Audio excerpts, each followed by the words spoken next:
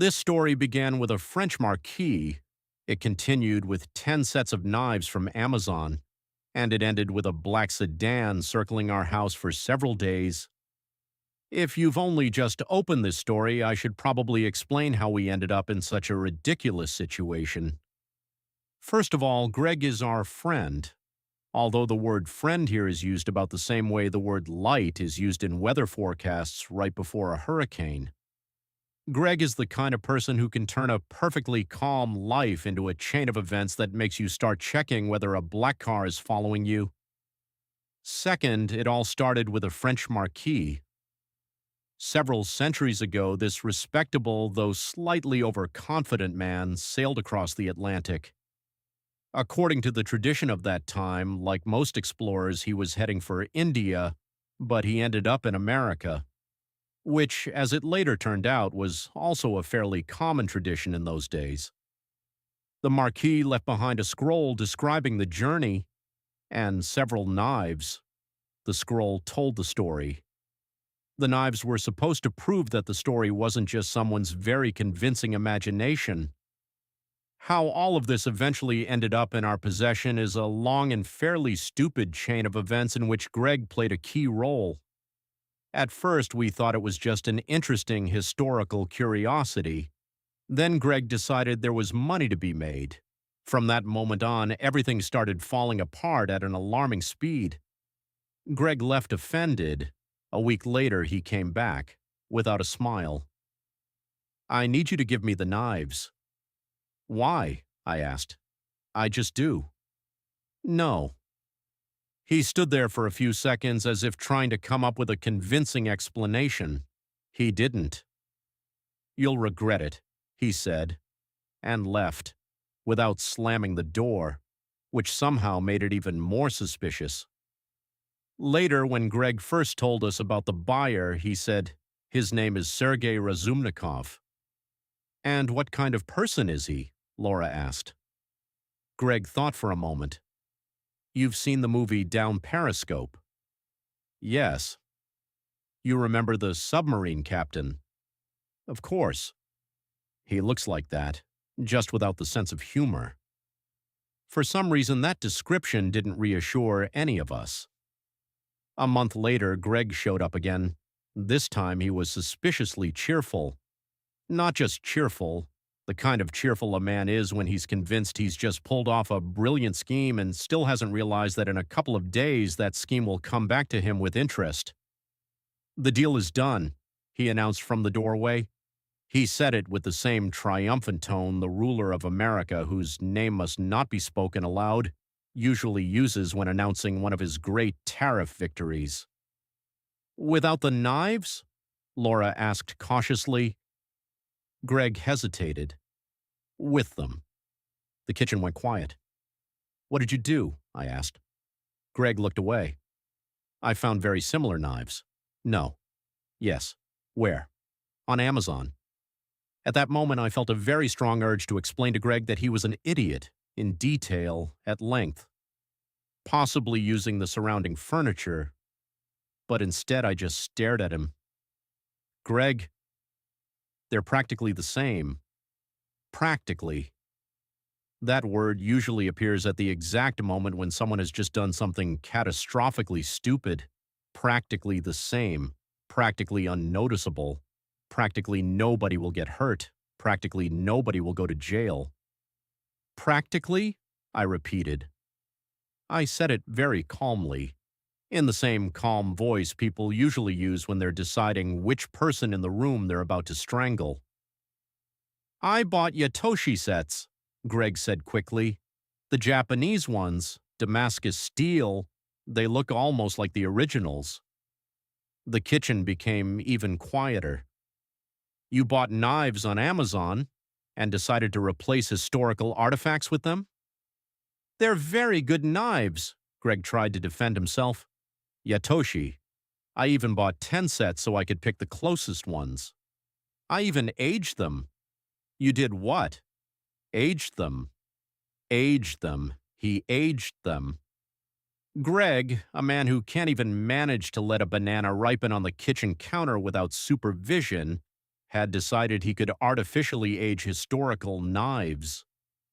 And how exactly did you do that? I asked.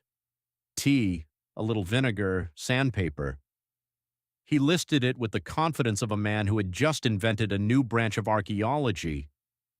And a brick. A brick? Yeah, rub them a little so they'd look, you know, old. Look old, I repeated. And the oven. The oven. Just for a bit. Why? So the metal would look older. I said nothing. In moments like that, a person either starts shouting or starts staying very quiet. I chose silence, because shouting might have ended in a criminal case. Natalie was silent too, but judging by the look on her face, she wasn't silent because she had nothing to say. She was probably trying to figure out where to get that very same brick, and exactly how to apply it to Greg's head. We regretted it 3 days later. Actually, no, we weren't surprised. When Greg starts telling stories about practically identical knives, it's safe to assume consequences will arrive fairly soon.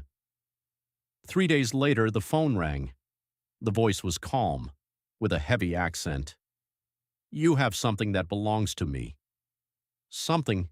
Interesting wording.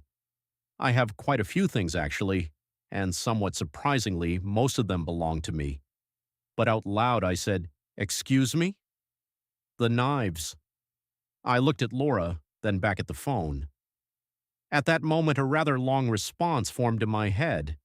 It began with the words, "Listen, my good sir," and continued for about 2 pages. But I didn't say it, because I'm a polite person. So instead I said, "You have the wrong number." Pause. "No." Another pause. "I do not." The line went dead. An hour later, Greg arrived. He looked like the ruler of America whose name must not be spoken aloud at the exact moment when the Supreme Court has just overturned one of his favorite tariff decrees. "The buyer," he said. "He's not a collector." "Then who?" "Russian." "That's half the planet." "Not that kind of Russian." He sat down. "His name is Sergey Razumnikov." We decided to find out who he actually was. The internet knew quite a few Sergey Razumnikovs.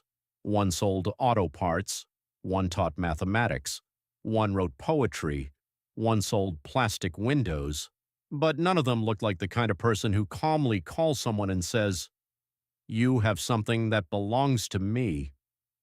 A couple of days later, we started noticing the car, a black sedan. It was parked across the street. Sometimes it would just slowly drive past the house. Very slowly. Sometimes 2 men would walk along the sidewalk, then come back, then walk past again, pretending to discuss the weather, but looking at the house. At my house. And looking so carefully that I started to feel like I was being X-rayed. I even began to worry about getting radiation sickness from the sheer intensity of those looks. "I don't like this," I said. "It's a coincidence," Greg said. "For 3 days?" "All right, maybe not a coincidence." A few minutes later, Greg said, "I'll fix this." I'm afraid to ask how. I ordered more knives. "Wonderful," I said. 10 sets. Even better. "Yatoshi," he added. "The same ones." "So he won't know which ones are real." I looked at him. Sometimes in life there comes a moment when a person realizes the situation has become so absurd that resisting it is pointless. That was one of those moments. 2 days later, the boxes started arriving. Amazon delivered the first, then the second, then the third. By the 4th box, the delivery guy was looking at us with curiosity. By the 6th, with suspicion. By the 10th, with the philosophical calm of a man who has decided not to ask any more questions. A couple of days later, Greg went to the meeting, alone. We waited, 1 hour, then another. By the 3rd hour, I had already begun to think Greg had become tragic proof that buying knives in bulk from Amazon is a bad idea. But then the door opened. Greg walked in, without his car, with a split lip. I explained, he said. And? Greg sat down. I told him the Marquis buried one chest, but there were many knives, that some of them scattered across the world, that the originals are impossible to distinguish. Did he believe you? No. Then why are you still alive? Greg shrugged. He got bored. Then he added, and he wasn't really interested in the knives. What was he interested in? The scroll, the story, proof that the Frenchmen reached America before Columbus. The knives were symbolic, Greg said. He wanted the legend. And you gave him a fairy tale, Laura said. Yes. And he backed off? Greg thought for a moment, then smiled. So far. We sat there in silence. You saved us, Natalie asked. More like distracted him. That counts, I said. A month later, everything went quiet. The black car disappeared. The men in identical jackets stopped showing up. But we put the knives in a safe.